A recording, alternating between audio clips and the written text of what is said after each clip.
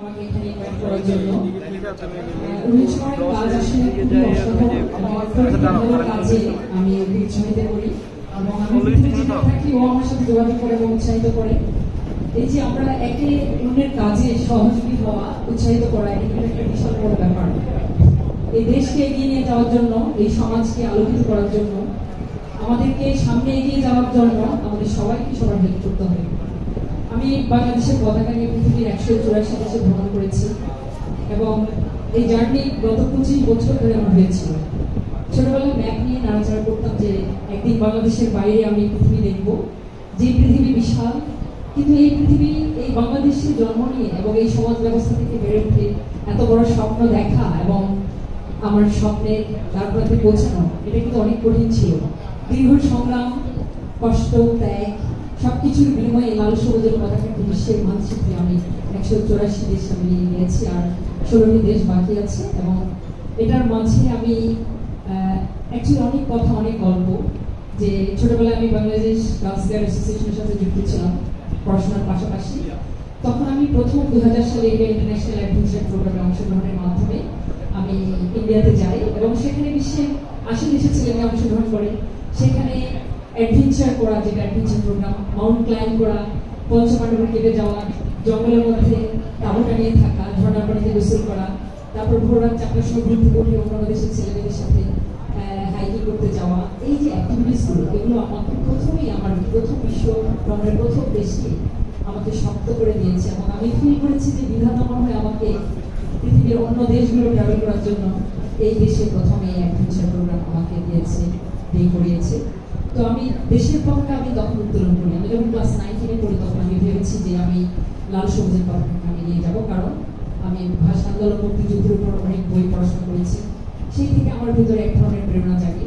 আমার দাদা 1926 থেকে 31 সাল পর্যন্ত আরব ভ্রমণের অনেক বেশি ভ্রমণ করেছেন, ঘোড়ায় চড়ে, জাহাজে করে। সেটা আমার কাছে একটা অনুপ্রেরণার একটা বার্তা ছিল এবং তখন আমি ফিল করেছি যে দেওয়াল ভেঙে বেরিয়ে যাওয়া, পিছনে ব্যাকপ্যাক নিয়ে, এবং সেটা আমি করেছি।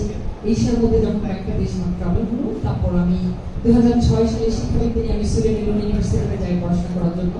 এবং আমি অনেক পরিশ্রম করি, কষ্ট করি যে কীভাবে পয়সা উপার্জন করে ট্রাভেল করা যায় এবং ম্যাপ করে করে কিন্তু ট্রাভেল করা যায়। এবং কখনো 10টা দেশ, কখনো 5টা দেশ, এভাবে করে ট্রাভেল করেছি। দক্ষিণ আমেরিকা, পূর্ব আফ্রিকা, পশ্চিম আফ্রিকা জোন করে করে ট্রাভেল করেছি। তো আমি প্রথমে ইউরোপের দেশগুলো আমি ট্রাভেল করি এবং সেটা জোন করে করেছি। কম খরচে কীভাবে ট্রাভেল করা যায় সেটা করেছি। তারপর আমি শুরু করেছি ক্যারিবিয়ান দ্বীপপুঞ্জ, ডমিনিকান রিপাবলিক থেকে জ্যামাইকা, বেলিজ, মেক্সিকো, তারপর দক্ষিণ আমেরিকা। দক্ষিণ আমেরিকা বিশাল বড় 12টা দেশ আমি শুরু করেছিলাম, কলম্বিয়া থেকে Ecuador, Peru, Bolivia, Chile, Argentina, Uruguay, Paraguay, Brazil পর্যন্ত। কিন্তু এখানে যেতে যেতে অনেক ধরনের ঘটনা ঘটেছে, অনেক অপার সৌন্দর্য দেখেছি। আমি 7বার রীতিমতো গঠিত হয়েছি পৃথিবীর বিভিন্ন জায়গার মধ্যে। কখনো খেতে পারিনি 2.5 দিন। আমি জঙ্গলে আটকা পড়েছি, গরুর কাঁচা মাংস খেয়ে থাকতে হয়েছে আমাকে ইথিওপিয়াতে। আমি কিরগিজস্তানে আলারচা মাউন্টেনে আমি পড়ে গিয়ে সেই সামিট থেকে আমি একটা পুরো গাছের সাথে ঝুলেছিলাম, কিন্তু আমাদের ট্রাভেলার আমাকে হেল্প করেছে। তারপর আমি গিনি থেকে গিনি-বিসাও যাওয়ার পথে সেখানে একটা জঙ্গলের মধ্যে আমি আটকা পড়েছি মধ্যরাতে। আমার ড্রাইভার আমাকে বলেছে এখানে কিডন্যাপিং জোন, তোমাকে জঙ্গলের ভিতর দিয়ে কোথাও দিয়ে আশ্রয় নিতে হবে। সে অন্ধকারের ভিতর দিয়ে আমি এখানে এক আদিবাসী বাসার সামনে আমি আশ্রয় নিয়েছি। সেখানে আমি খেতে পারিনি 2.5 দিন, পানি ছিল না, শুধু একটা হোয়াইট অরেঞ্জ খেয়ে 2.5 দিন আমি থাকতে হয়েছে। তারপর আমি 14,200 ফিট পেরুর রেইনবো মাউন্টেনে যখন উঠেছি দক্ষিণ আমেরিকার, সেখানে যাওয়ার পথে লাল সবুজের পতাকা সেই সর্বোচ্চ চূড়া আমি নিয়ে যাব। একদিকে মৃত্যু কষ্ট, অন্যদিকে অপার সৌন্দর্য, দুইটার যে মিশ্রণ সেটা আমি ফেস করেছি। আমি সামিটের কাছাকাছি যখন গিয়েছি তখন আমার শ্বাসকষ্ট হয় এবং আমার গাইড আমাকে ফেলে চলে যায়। যখন আমার ফেলে চলে যায় তখন আমি বলেছি লাল সবুজের পতাকা মুখে দিয়ে আমাকে কবর দিও, তারপর কিন্তু আমি ওই সামিটে যেতে চাই। আমার যে ইচ্ছে শক্তি ছিল, সেই ইচ্ছে শক্তির কারণেই আমি যেতে পেরেছি সেখানে। এবং একটা ছেলে আমাকে হেল্প করেছে একটু লিকুইড ইনহেলার দিয়ে। যখন আমি সেই সর্বোচ্চ চূড়ায় আমি গিয়ে উঠে গেলাম তখন আমি ফিল করেছি এত অপার সৌন্দর্য, যেখানে 7 কালার মাউন্টেন এবং সেখানে লাল সবুজের পতাকা উড়িয়েছি। দ্বিগুণ শক্তিতে আবার ফিরে এসেছি এবং পৃথিবীর এমন জায়গায় গিয়েছি যেখানে 100 বছর বৃষ্টি হয় না, সেটা ছিল চিলি, আতাকামা, যেখানে এত অপূর্ব সুন্দর, যেখানে যাওয়ার পরে আমার স্কিন ফিরে একটু রক্ত বের হয়েছে, এবং সেখানকার মাটিগুলো চাঁদের মাটির মতো, মানুষ চাঁদে যাওয়ার আগে সেখানকার মাটির উপর রিসার্চ করে, এবং সেই জায়গার মধ্যে আমি 9 দিন ছিলাম ক্যাম্পিং করে।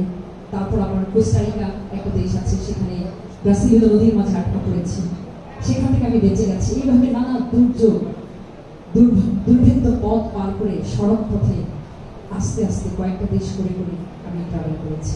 সো আমার অনেক জার্নি। আজকে এখানে আসলে সময় খুবই সংক্ষিপ্ত, সেই জন্য আমি হয়তো কথা বাড়াতে পারবো না।